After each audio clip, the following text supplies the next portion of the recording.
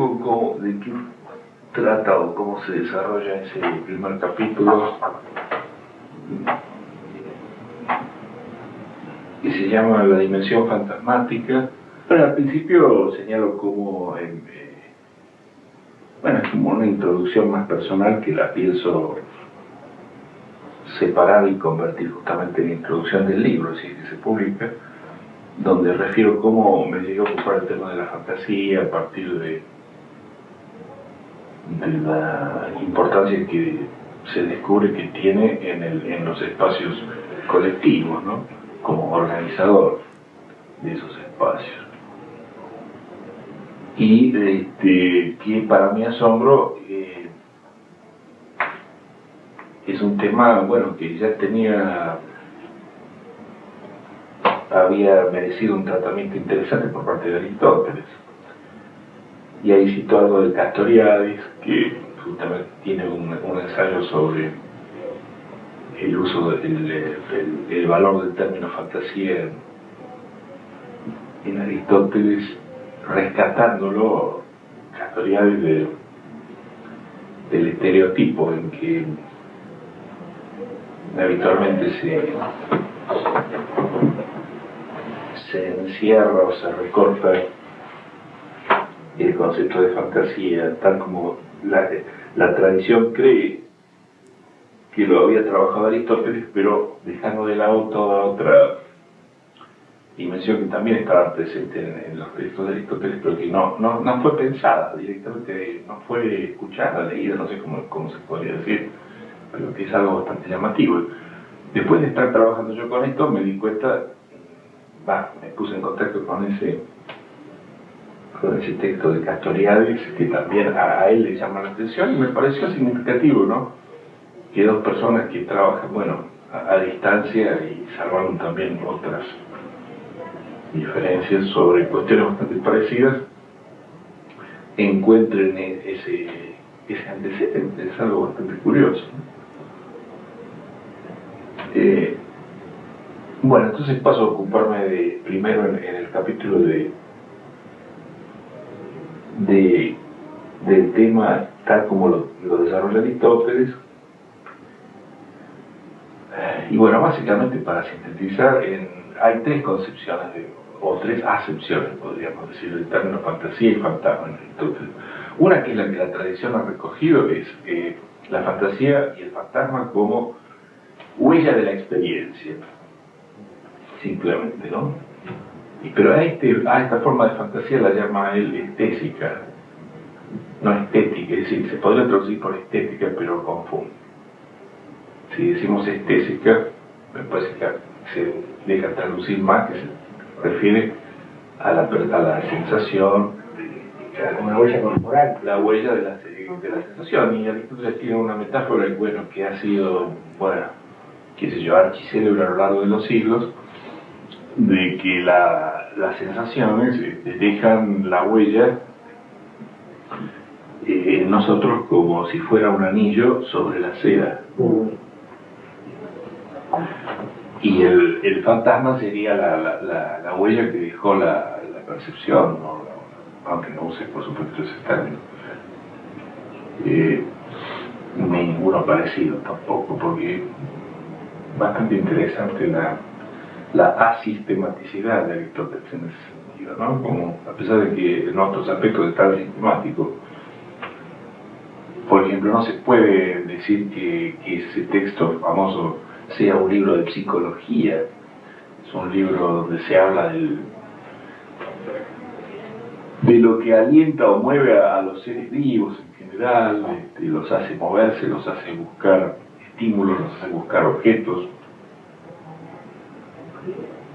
Y bueno, después con el tiempo, cuando el nombre mismo de psicología surge, que aparece recién en el siglo XVI, a fin por parte de un humanista, un tal Euroclenio, que es el primero que propone el término psicología. Y bueno, entonces parecería retroactivamente que Aristóteles había escrito De Anima y otros textos como si fueran ensayos o textos psicológicos, pero no era comprensión de él, ¿no? Bueno, pero hay otras dos excepciones de fantasía y de fantasma. Bueno, fantasía es la actividad y fantasma es el producto. Esto se resulta sí bastante claro del texto. Del texto de Anima, ¿no? Aparte de esa acepción según la cual la fantasía produce la huella o recibe la huella, pero yo me inclinaría más bien por decirlo primero, produce, porque es una actividad no tan pasiva como la metáfora de la cera daría a entender, ¿no? La cosa esta de recibir la huella. Porque ya en el medio las sensaciones pasaron por una criba que él llama el sentido común, que no es lo que actualmente llegó a entenderse por sentido común, sino que es una especie de espacio psíquico en el que son sintetizadas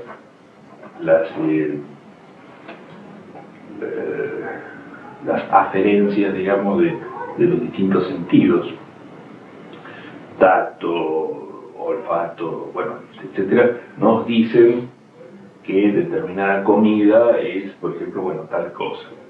Ahí sintetizamos, y ahí recién se podría hablar de percepción. Y resulta que la fantasía está en un nivel de complejidad superior. Entonces, no es evidentemente un resultado tan lineal y pasivo de una experiencia, bueno, experiencia es una palabra moderna, de una sensación tenida o recibida. Hay ya un desciframiento, una codificación de eso que se convierte en huella o una organización de la experiencia. Claro, que está organizada en varios niveles, ¿no? En uno primero, que sería el sentido común, en uno segundo, que es el del fantasma, y en uno tercero, que es el del pensamiento. Esta tripartición de las funciones psíquicas es absolutamente canónica a lo largo de todo el pensamiento filosófico y psicológico occidental. Y ha venido a parar, de algún modo, a la tripartición de los registros lacanianos, ¿no? Lo no ético o lo que tiene que ver con el pensamiento correspondería a lo del simbólico, lo imaginario a lo del fantasmático, y después está esa apertura a la realidad que nos dan las sensaciones. Y esto queda muy claro en una caracterización que inmediatamente hace Aristóteles de la fantasía y del fantasma, no ya según el modelo de la cera que recibe la impronta del anillo, sino a partir de una especie de pensar o cálculo, y a este fantasma y a esta fantasía las llama calculadoras o, bueno, logísticas, pero logístico en el sentido que tiene, por ejemplo, en lógica, en la actualidad, no es el sentido que tiene en la jerga militar, no es el aprovisionamiento y todas las zonas de ingeniería necesarias para que las tropas en el frente avancen o se defiendan, sino que es logística es cálculo. Y además ahí ya aparece la palabra logos, o sea, hay un pensar, hay un discurso. Entonces esta fantasía logística la equipara a un pensamiento práctico, y aquí aparece nuevamente la posibilidad de vincularlo con el sentido común, este concepto, tal como hoy se entiende el sentido común. Porque, por ejemplo, es bastante escueto, porque son textos, bueno, que por supuesto, muy distantes de lo que hoy entendemos como un modelo de discurso teórico. Es muy, está saltado, se saltea, está como cortajeado, continuamente deja cuestiones pendientes diciendo sobre esto no se sabe si es así o de otra manera. Pero lo que sí parece inferirse a partir de algún ejemplo suelto que hay por ahí, es que esta forma de fantasear, o esta vertiente de la fantasía, consiste en hacer en construir determinadas determinados esquemas de tipo argumental acerca de cómo son las cosas en el mundo y alrededor de nosotros o de otros seres humanos, ¿no? Y por eso digo que se relaciona bastante con el concepto actual del sentido común. Se usan esquemas que provee la cultura de la época, aunque la palabra tampoco es un anacronismo, decirlo así, pero la cultura de la época y el discurso circulante, digamos, que tiene vigencia, dice que ciertas cosas son así, o sea, convocan nuestras creencias. Es una forma de fantasmatizar, de presentarnos cómo son las cosas a partir de esquemas que ya están consolidados. Pero cargado con un sentido de valor.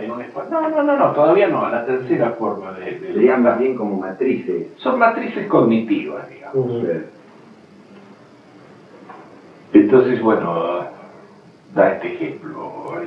Si un centinela está apostado en una fortaleza de noche y ve un fuego que se mueve,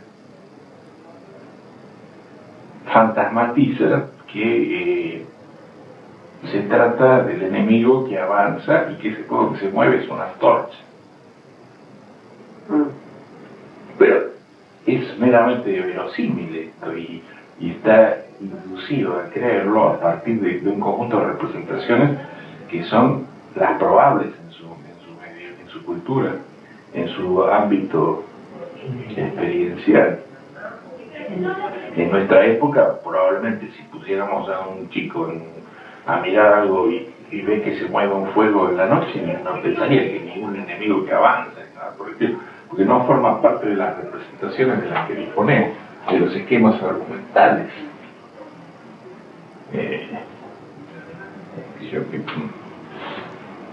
Algo igual fantasmatizaría cualquiera al ver una punta, digamos, como la punta del iceberg. Se supone que por detrás de un elemento aislado que accede a nuestro campo perceptual tiene que haber algún movimiento mayor que lo produce o algo por el estilo, ya sea humano o no humano. Entonces ese ejemplo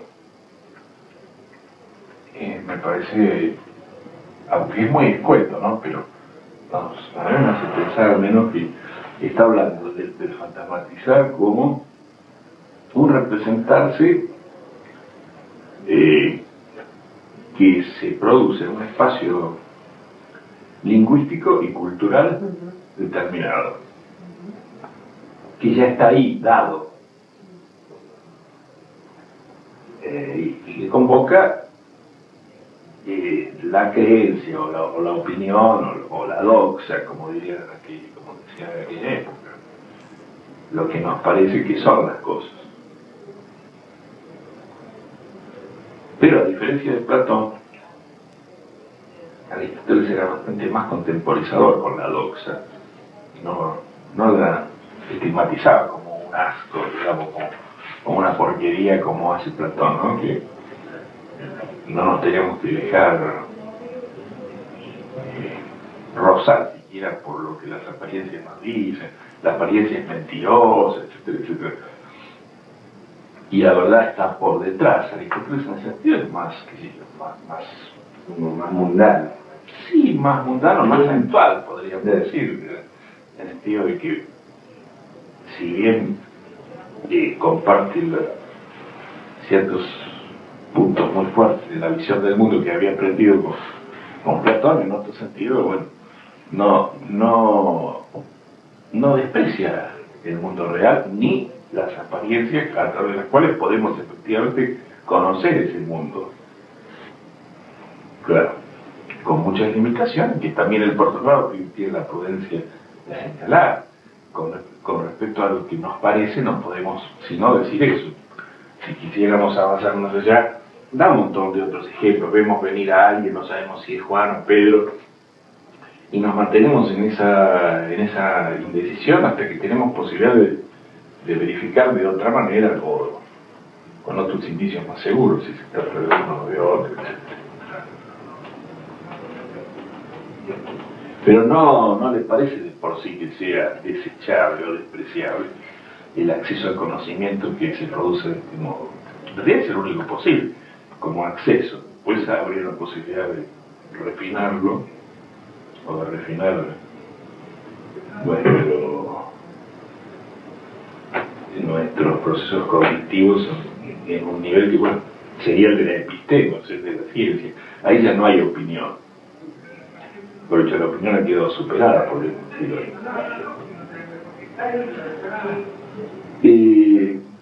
Y una tercera forma, que aquí sí aparece el juicio de valor, esa tercera vertiente del fantasear tiene que ver con deliberaciones del tipo ético, ¿no? Del tipo ético, por ejemplo. Bueno, primero les digo cómo la llama fantasía deliberativa o fantasma deliberativo, que usa un término muy interesante por sus connotaciones, que es Boulé-Boutiquet.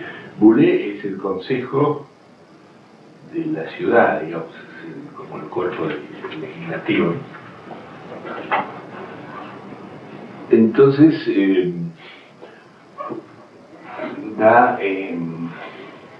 hace esta caracterización muy somera también. Cuando tenemos que decidir un curso de acción, nos representamos internamente, bueno, toda una serie de alternativas, vacilamos entre una u otra, hay un debate interior, digamos, y todo eso tiene lugar en un espacio que es el de la fantasía. Es decir, que hay como un escenario, es la segunda tópica en su versión embrionaria, digamos, ¿no? Un escenario donde se debaten posiciones entre instancias.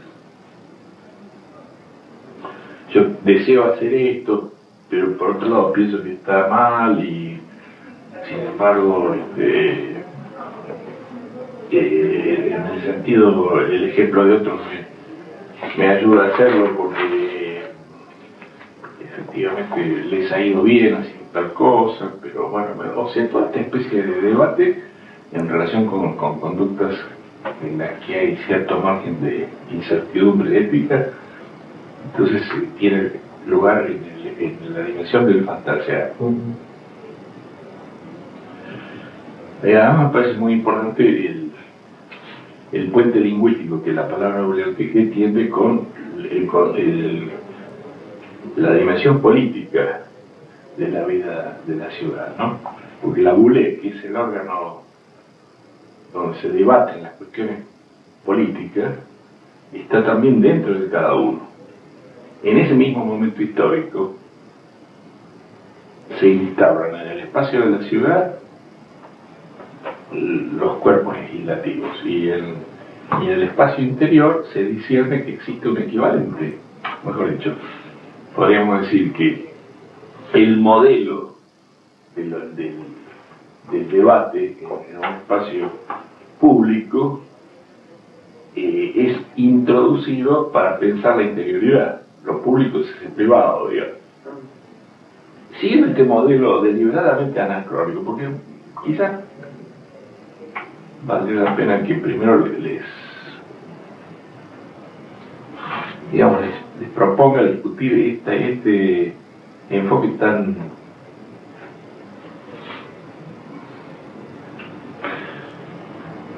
poco afín a lo que se tiene por qué sé yo, por adecuado hoy en día.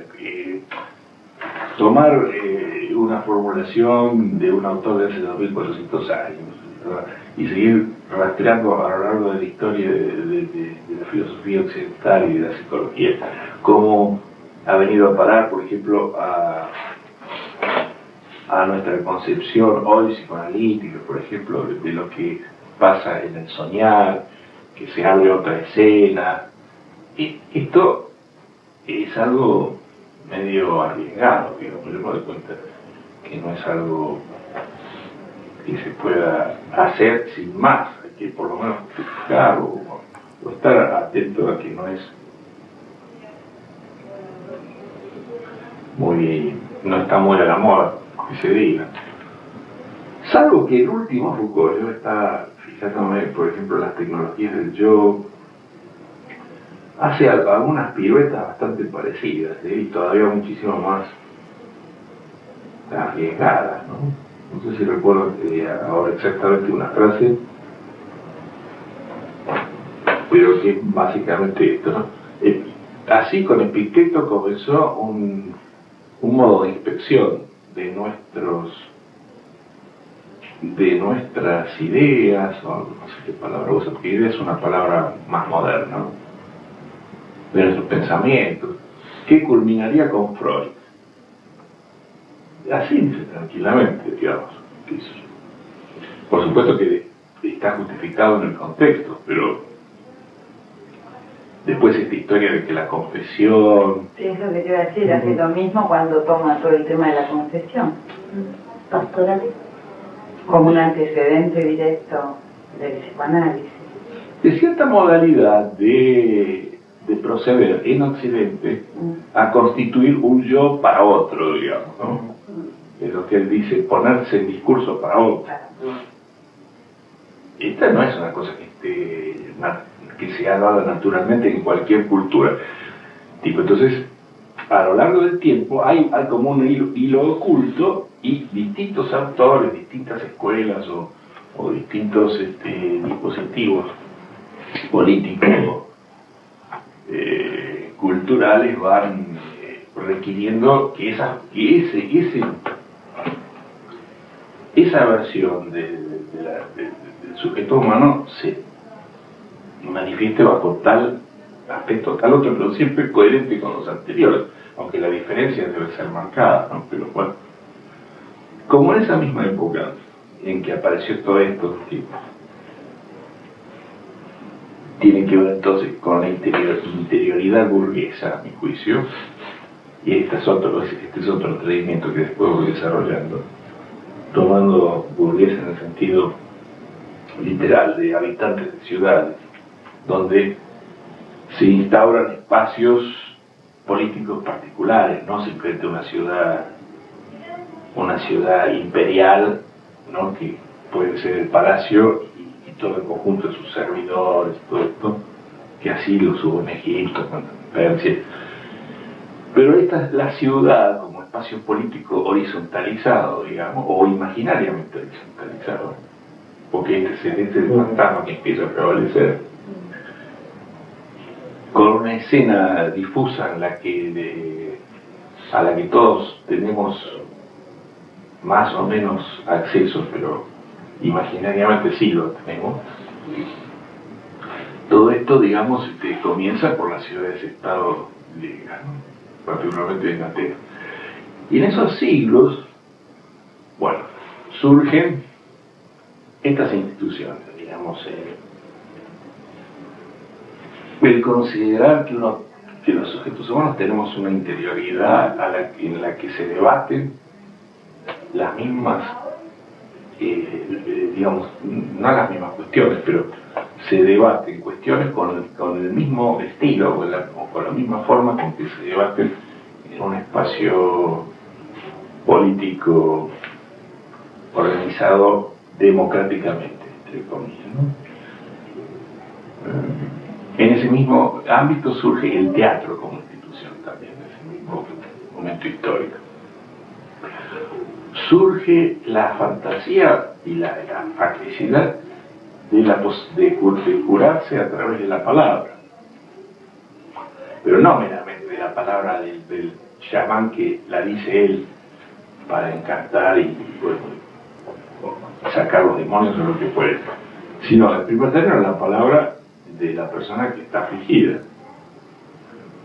porque aparecen varios personajes históricos que tienen nombre como Antifonte, que esto es algo borgiano realmente. Escribe un libro que se llama Sobre la interpretación de los sueños.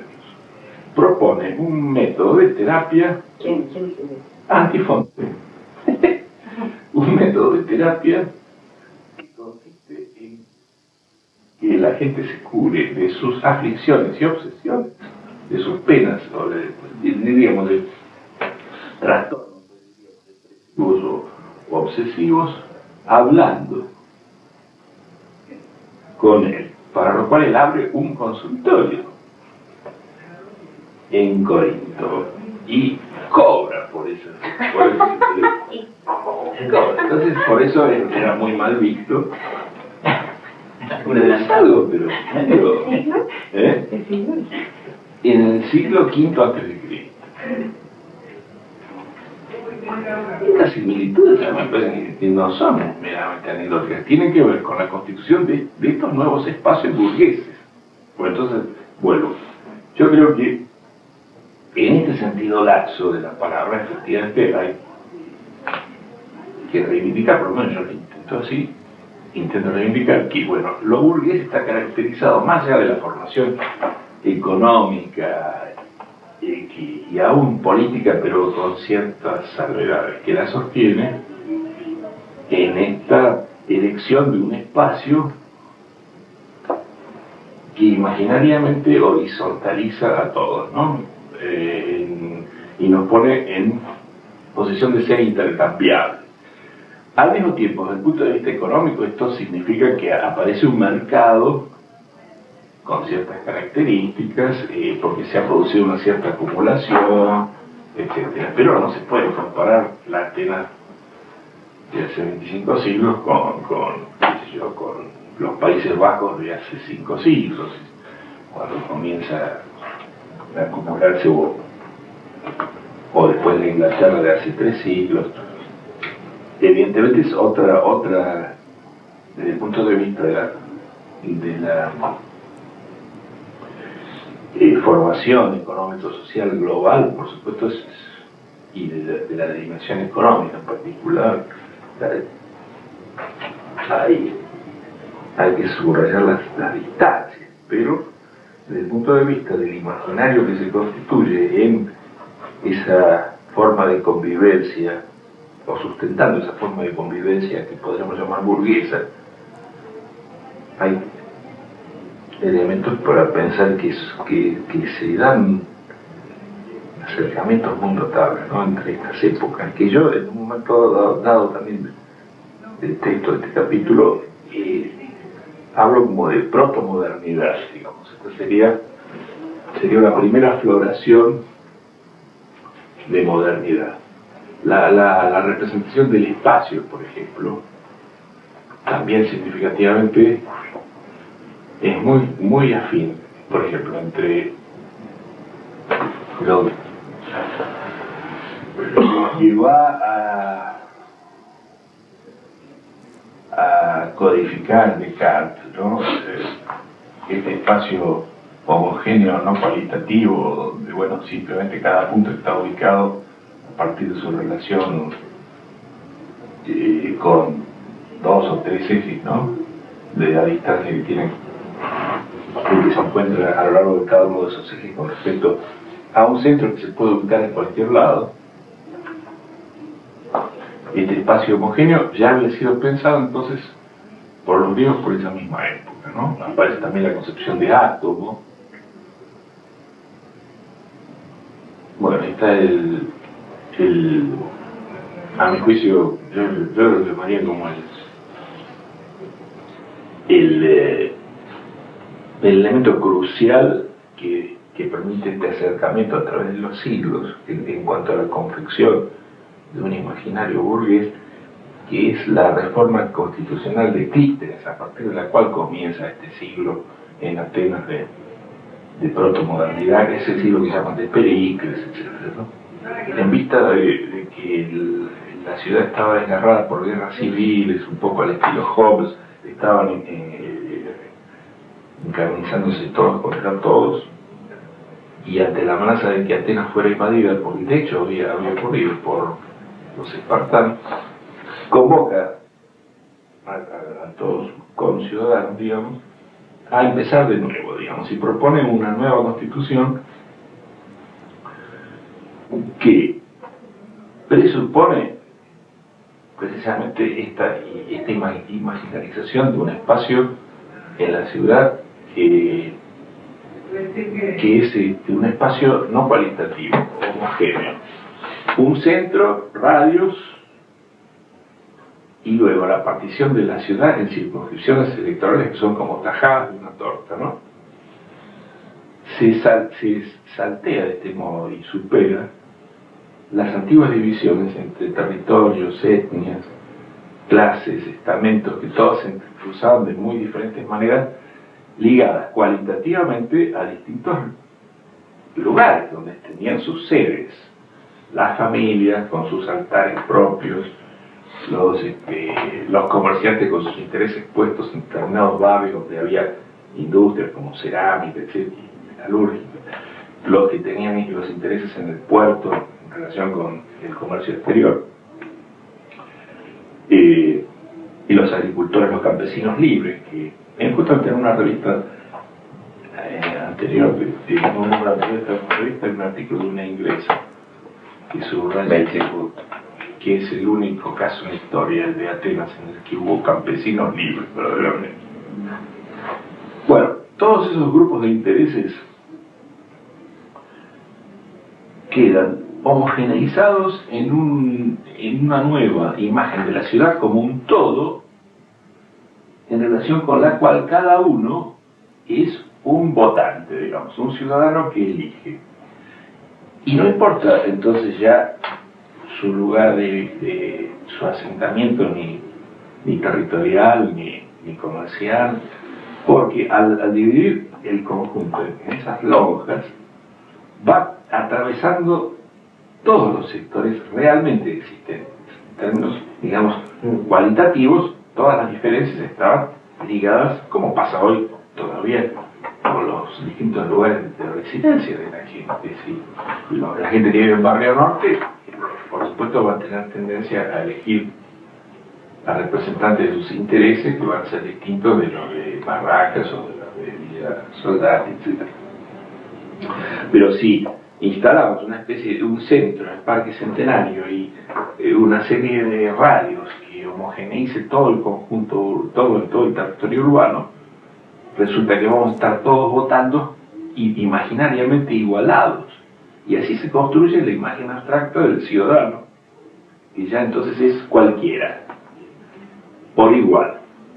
Aunque después, en los hechos se demostró inmediatamente que no eran iguales, a partir ya de una primera dificultad, y es que los únicos que podían bancarse ser elegidos y estar todo un año trabajando, que era un trabajo muy intenso, eran rentas, ¿no? Eran aquellos que podían vivir de renta, con lo cual, tuvo flexibilidad este modelo, porque Pericles propuso una innovación, y es que recibieran un sueldo, con lo cual, bueno, también pudieron ser elegidos personas, digamos, sin renta, como diputados. Un parlamento monstruoso de 500 personas, a donde iban a parar, bueno, representantes de todas estas lonjas, ¿no? Que elegían en cada una de ellas estaban transversalmente representados todos los distintos sectores. Esto significa es como una maniobra de una habilidad sorprendente, ¿no? No era que había 12 tribus y las redujo a 10, pero es que las tribus anteriores tenían sedes territoriales, claro, ligadas a la historia concreta de ese lugar, de ese país. Entonces, al abolir esas diferencias reales y proponer una homogeneización en ese espacio cívico que ahora aparecía como indiferenciado en términos cualitativos, ya el estar, es como con las circunscripciones electorales. Si vos les pones simplemente números, no quiere decir nada. Elige un diputado a la 19, la 20. Y más, este carácter radial hacía que quedaran atravesados todos los sectores, porque había tres zonas importantes diferenciadas cualitativamente. Los habitantes de la ciudad misma eran los terratenientes tan ricos que podían permitirse tener tierras que rendían para ellos y ellos vivir en la ciudad, como acá en un tiempo. Vale. Después había barrios periféricos donde estaban los artesanos y comerciantes. Bueno, no, los comerciantes estarían más al centro, no sé cómo era. El asunto es que había zonas marcadamente distintas en cuanto a sus intereses, digamos. Sí. Después venía la zona de las tierras. Bueno, allí, por supuesto, los que vivían en esos lugares eran los campesinos libres. Y después venía el puerto. Entonces, venía otros intereses también, porque, bueno, por supuesto, el comercio interior, el comercio exterior estaba allí, digamos, tenía su sede, en cambio, el comercio interior en el centro de la ciudad. Y los intereses, como todavía hoy lo comprobamos, son muy diferentes entre la gente a quien le interesa comerciar en relación con los mismos habitantes del país y a quienes les interesa comerciar con el extranjero. Pero esta estratagema de cortarlos a todos, digamos, como en la misma lonja, los unió imaginariamente en grupos que no tenían existencia real, porque cada una de esas 10 tribus no había existido antes de ese dibujo. Entonces me parece muy interesante como en ese momento de protomodernidad se vuelve a producir el tratamiento particular del espacio que inaugura, bueno, como filósofo, bueno, en el plano de la ciencia podríamos pensar en Galileo o en Copérnico antes, pero Copérnico porque también descualifica nuestro espacio como teniendo centro en nosotros y todo esto, ¿no? Nos colocaron en un espacio indiferente, digamos. Y como filósofo, bueno, Descartes, con su tratamiento particular de la res extensa, no cualificada, ¿no? En ese aspecto somos como máquinas también, dicho sea el paso. O sea, se deshumaniza, se deshistoriza el espacio, que pasa a ser espacio cívico para los que llamara Foucault átomos sociales. Bueno, entonces este tema lo desarrollo en uno de los apartados del capítulo que se llama la escena pública. Pero antes de eso tomo el teatro en un apartado que se llama Catarsis, que es en la forma griega, en griego se dice catarsis, no catarsis. Pero de ahí, por supuesto, tomo la importancia de que justo en el mismo siglo aparezcan estos pensadores de la interioridad, digamos, y filósofos, y hasta operadores, como los sofistas retóricos de la palabra, y el teatro como espacio en el que, bueno, se representan estos argumentos que convocan por identificación a todos por igual. Justamente Aristóteles, cuando discurre acerca del Edipo, dice que es la tragedia por excelencia, porque su protagonista es una persona como cualquier otra, ni muy bueno ni muy malo. Está diciendo, bueno, a todos nos interesa, nos convoca identificatoriamente el desarrollo de ese argumento puesto en escena. Y para mayor simetría, digamos, para mayor convergencia de todas estas células, resulta que esta asamblea de 500 personas se reunía primero en un lugar que resultaba demasiado chico, ¿no? que se llama Nix, que significa la apertura, apertujón. Por eso mismo se le llamó así, porque era tan chico el edificio que los que se reunían ahí se ahogaban. Y entonces se trasladó después al teatro, que en ese mismo momento se construía el Teatro de Diógenes. Entonces en el mismo lugar se celebraban, digamos, las reuniones del Parlamento. Y una vez por año ahí se ponían en escena estas historias que unificaban también imaginariamente a los ciudadanos que ahora como burgueses pasan a ser también espectadores, porque así como se produce en ese mismo momento el ciudadano, se produce también al espectador, se lo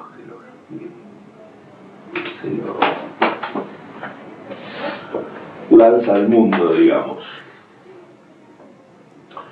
Y bueno, entonces recorro muy brevemente los últimos avatares, el concepto de catarsis, lo analizo un poco, describo, tomo la definición que de Aristóteles y cómo viene a parar después al psicoanálisis, vía esta mujer llamada Naoki. Había quedado muy impresionada por un texto de, bueno, un tipo que después resultó ser, iba a ser tío político de Freud, el doctor Bernays, que escribió un ensayo que en ese momento en Viena tiene mucho, donde señala que el sentido aristotélico de la palabra catarsis no debe tomarse como equivalente de una purificación religiosa, sino como equivalente de una liberación de humores, o sea, como una purga en el sentido médico de la palabra. Ya que Aristóteles era hijo de médico y bueno, conocía perfectamente la medicina hipocrática, y el término catarsis se usa en la medicina. Todavía hoy se habla de medicamentos catárticos, que son aquellos que te hacen cagar completamente, o te exudar, esas cosas, ¿no? Y bueno, que en ese sentido habría que... Bueno, y en esa época se debatió, y esta mujer que era muy culta, ¿no? Esta Pappenheim, quedó muy impresionada, y bueno, entonces quiso hacer su chimney sweeping, ¿no? La limpieza de chimenea, purga, etcétera, a través de las palabras. En fin, esta parte sí podría, si nos reunimos, si la próxima vez nos reunimos volvemos a tomar el tema, sí puedo traer fotos o repartirlas antes de algún apartado de este capítulo, que puede ser de la catarsis o el de la escena pública, o las dos cosas, ¿no? Las dos cosas. Bueno, más, eso es muy largo el texto. Estaba pensando en esa cosa de la catarsis, en esas prácticas alternativas que surgieron en algún momento, como eso del grito primario, ¿no? Que no son meramente discursivos, ¿no?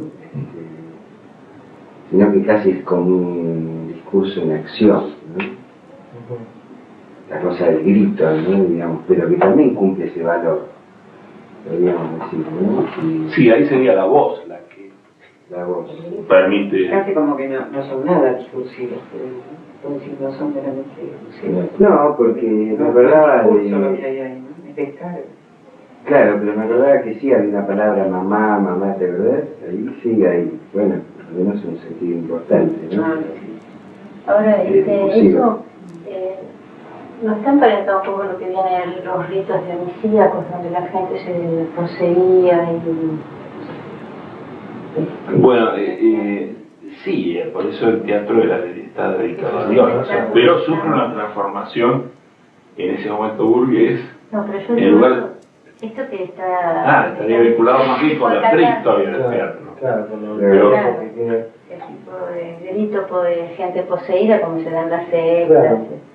Pero acá parecía como que el desarrollo que haces vos y tiene que ver con esto que dice Dionisio, sí, donde aparece como una gran porción de la población que queda, o de la ciudad que queda en posición pasiva. Aprisionada en el lugar de ciudadano espectador, digamos. Espectador, ¿no? Es decir, que después se me aparece la única posibilidad de esa relación de catarsis entre, la identificación que se pueda entre el actor y el... Sí, pero que no es tan sencillo, porque justamente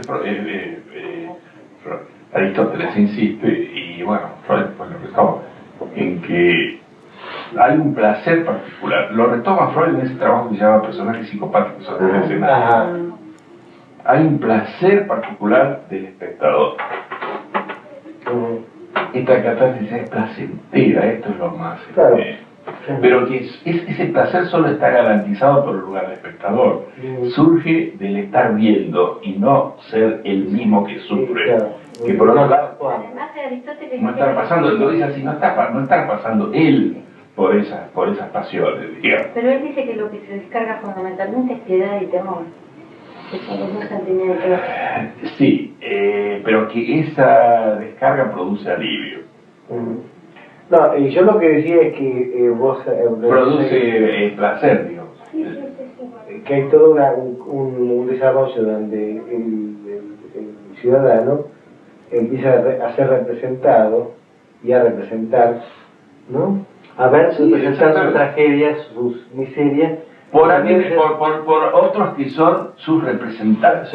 Ahí la palabra, la palabra es interesante la palabra intérprete ahí. Exactamente, intérprete. Y la misma palabra representante, que es el que lleva a cabo la representación, tanto en el sentido teatral, ¿no?, como en el sentido político. Es la palabra, ahora que lo estoy rebobinando, es la palabra representación la interesante en ese sentido, porque se usa para la representación teatral. Y para los idiomas modernos. Y la representación para la política. Porque vos hay todo un desarrollo, ahí, siguiendo a Aristóteles, de aquello que va de la huella sensible justamente a la representación, parece. La huella sensible, pasando por la representación. O llegar a la representación. La representación no está suelta. Esto es lo que insiste Aristóteles y después, bueno, Freud. En su vertiente no asociacionista, porque hay un momento de Freud asociacionista previo al propiamente psicoanalítico, pero imbricado, porque no termina nunca de desembarazarse de ese aspecto. Y es lo que Maldansky desarrolla en ese libro que se llama Teorías de la Representación, donde dice que hay dos teorías de la representación, una como conjuntos, y otra que toma elementos aislados en la mejor tradición cartesiana de las ideas claras y distintas. Cartesiana, lockeana, de las ideas como las marcas sueltas, atómicas, de supuestas sensaciones que se tienen aisladamente. Pero tanto Aristóteles como Freud señalan de distintas maneras que no existen esas representaciones sueltas, sino si no se llega a través de un análisis, no están nunca sueltas, están formando partes de bloques. En la obra de Aristóteles, el texto de Aristóteles que se ocupa específicamente de esto, no es el texto psicológico, entre comillas, porque no lo fue, como ya dije antes, de ánima, sino en su teoría de la creación artística que se llama la poética, y es ahí donde habla de la tragedia, etc. Él dice que estos efectos que produce la tragedia no se derivan de ningún elemento aislado, sino de lo que él llama la pragmaton síntesis, o sea, de la composición de las acciones. Y habría que agregar hoy porque digamos, todo el giro lingüístico que todos hemos sufrido, es obvio que tenemos que hacer mucho hincapié en la organización discursiva de esas, él dice simplemente síntesis, que significa estar puestas juntas, compuestas, composición. Es una composición discursiva. Claro, porque es similar al lenguaje, no hay palabras sueltas. No hay palabras sueltas, claro. Si uno puede dar a veces el diccionario, son palabras sueltas. Sí, las hay, pero como resultado de una labor artificial de recopilación, nada más, claro, porque en realidad no hay palabras articuladas entre sí que forman una comunicación, pero no hay palabras sueltas.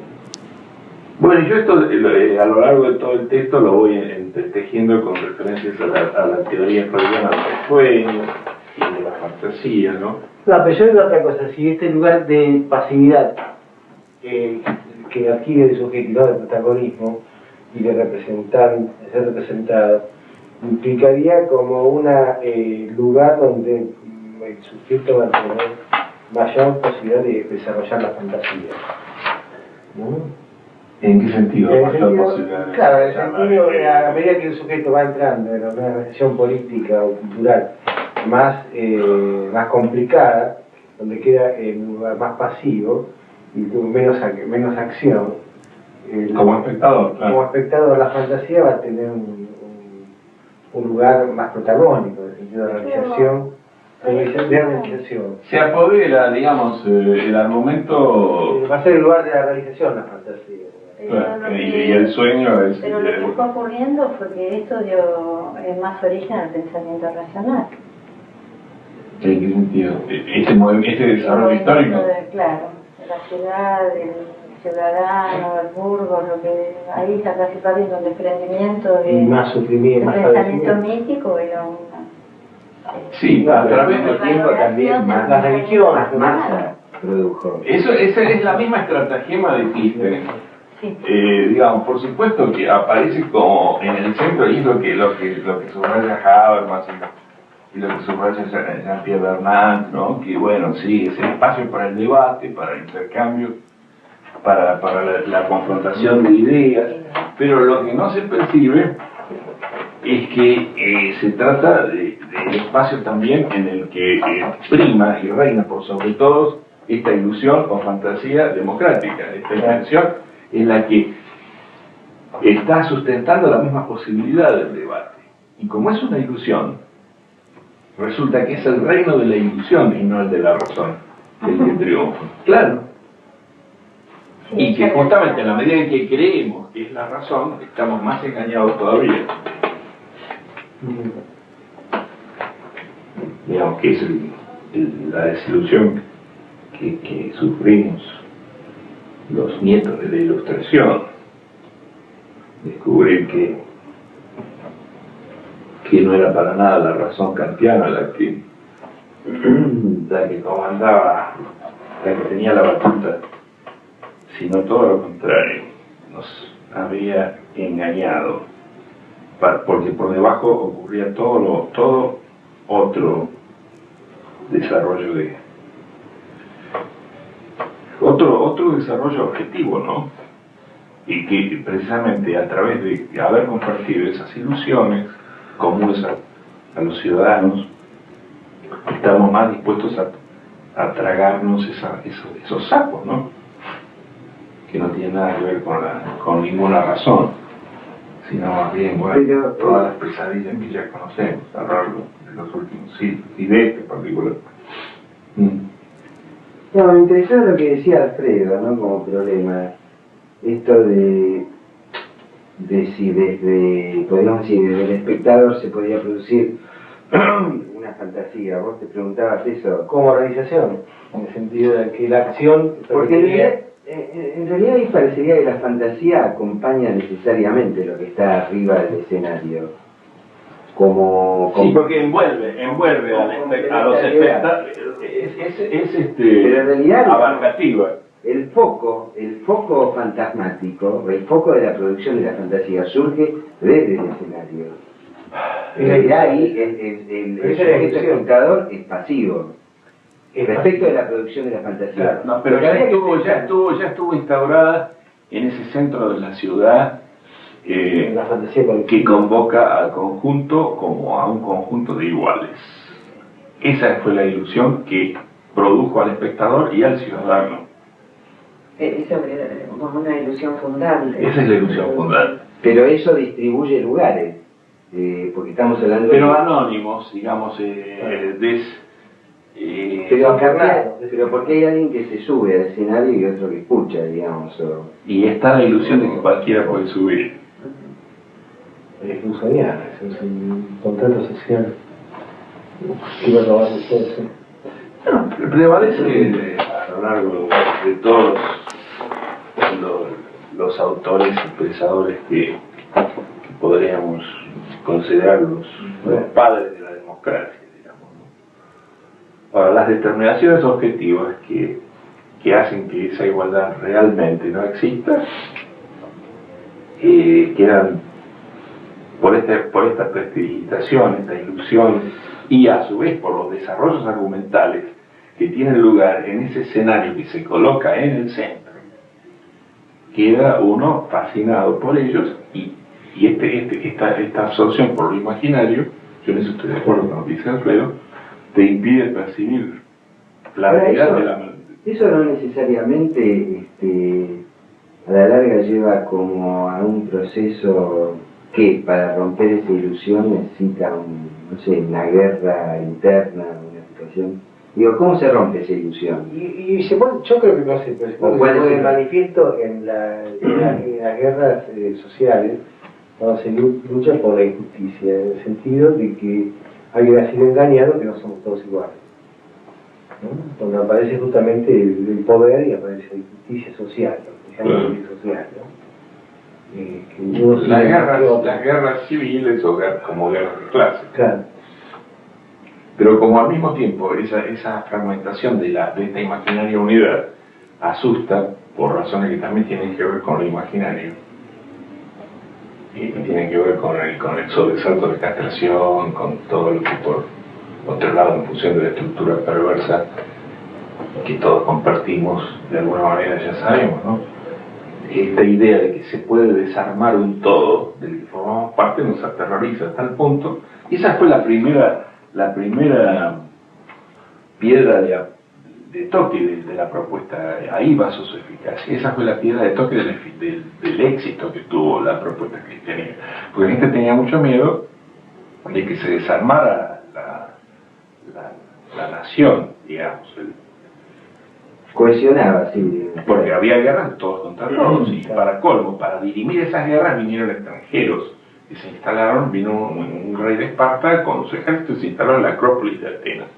Eso fue imaginariamente para ellos el fin de todo. Cualquier cosa era preferible a eso. Entonces aparece esta propuesta